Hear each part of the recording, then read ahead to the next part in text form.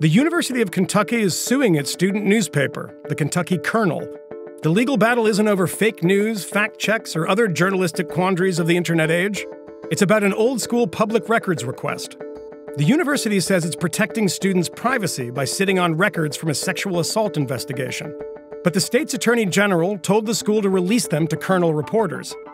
Emma Fidel visited the independent paper on its last night of the semester as staffers expanded their reporting, even while a judge weighed the university's appeal. It looks weird. It sounds weird. Or I can just move up these editorials. Can you go into put photos here on the side? Hey, Jay, it's Marjorie. Can you hear me? Hey. Hey, sorry to be calling you so late. It's been a crazy day, but I wanted to be able to talk with you and see if we get a comment from the university about this.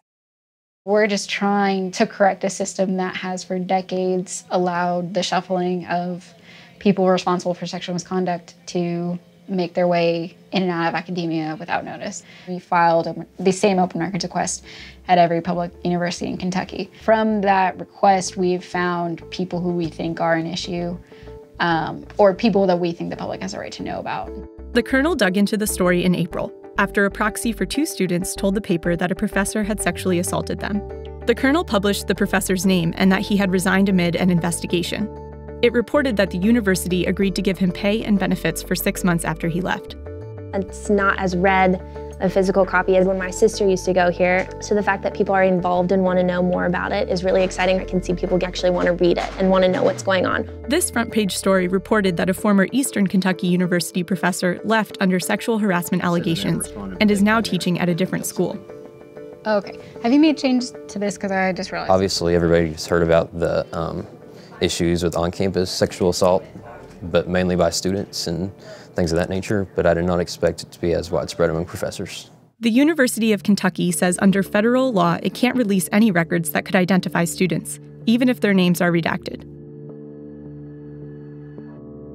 The 2 students who initially communicated with the newspaper now oppose releasing the records, saying they are concerned their identities could become public and that the Kernel has been irresponsible in its coverage.